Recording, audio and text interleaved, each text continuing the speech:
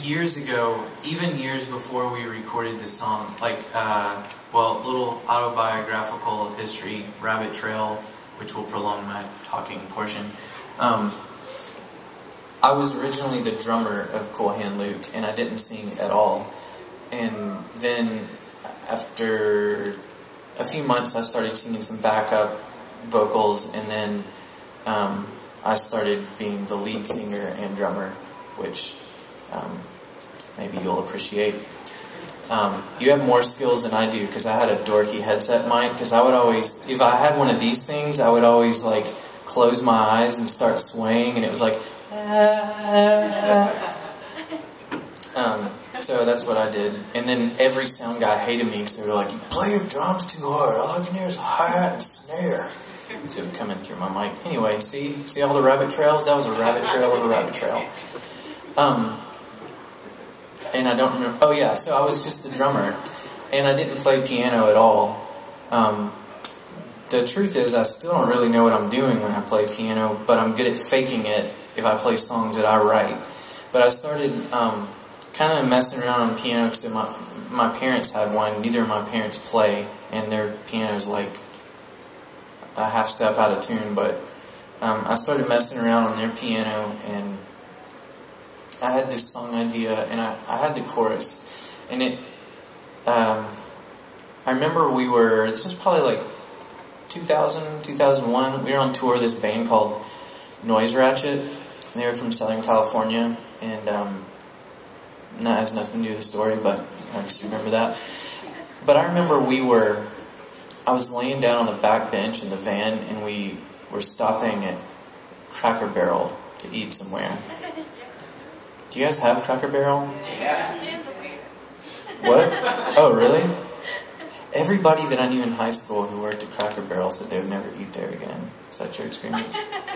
Cracker Barrel's from Tennessee. You probably knew that. Yeah.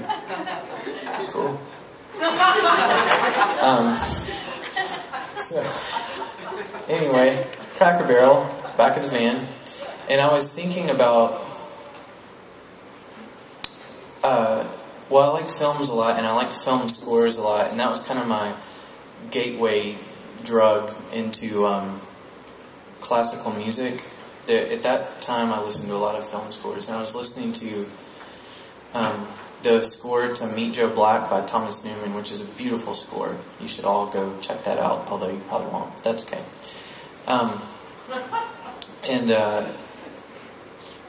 I was thinking about the story of Meet Joe Black. It's kind of about, the way they market it, you focus on the Brad Pitt character, and it's like, he's death. But really, it's a story of a man who's come to the end of his life, and he's thinking, what am I leaving behind? What is my legacy? Do I care about this business that I'm leaving behind, or is it more about my family and the people that I've loved? And I started thinking, if I died right now and my life was made into a film, what kind of film would it be? Would it be like just this goofy, like slapstick kind of movie, or would it be really sad, or would it be just depressing? And I started thinking that hopefully I wouldn't be the focus of the movie, but Christ would.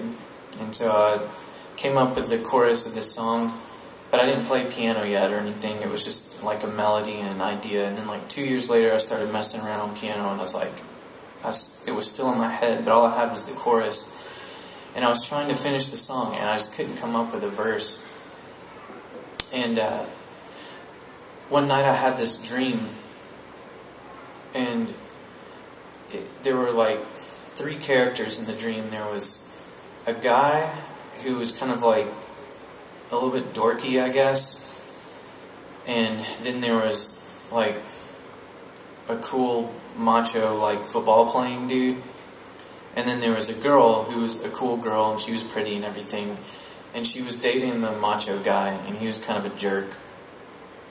And then there was the dorky guy.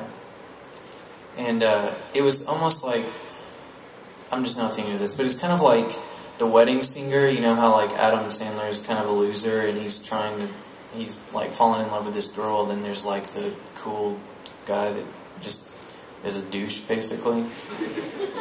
and she's about to marry him. It was that kind of scenario, and the dorky guy worked at a coffee shop, and they like the girl and the jerk guy show up and order their coffee, and the jerk guy is a jerk and makes him look stupid in front of the girl, but he's like, you know, putting extra care into like getting the milk steamed just perfect for her drink and everything, and like putting a little extra vanilla in there because he knows she likes it sweet and all that kind of stuff because he's just enamored by this girl.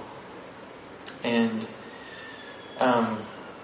this is a dream, so it's not all linear and it doesn't make sense, but the impressions that I got was her, she had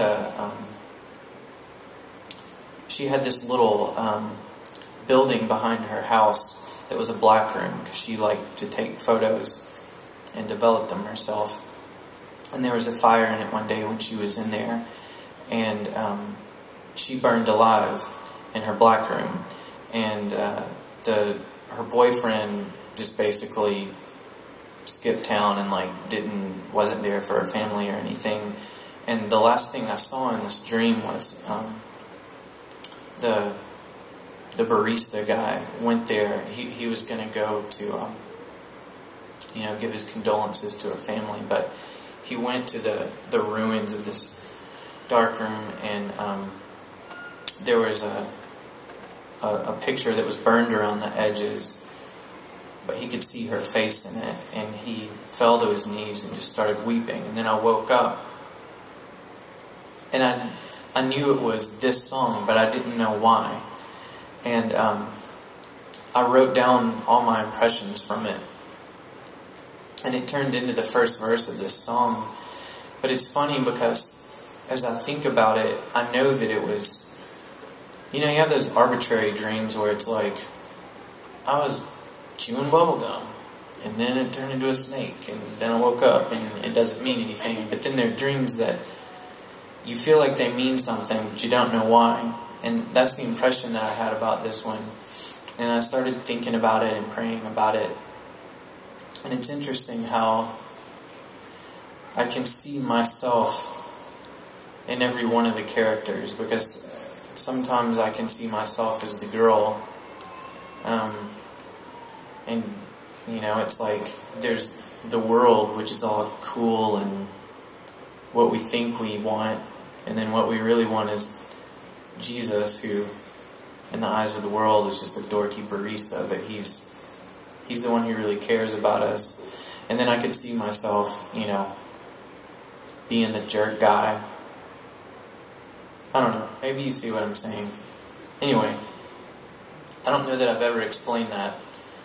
And it's an old song that we played a lot of times back in the day.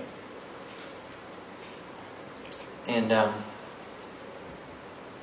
I've only played it once in the past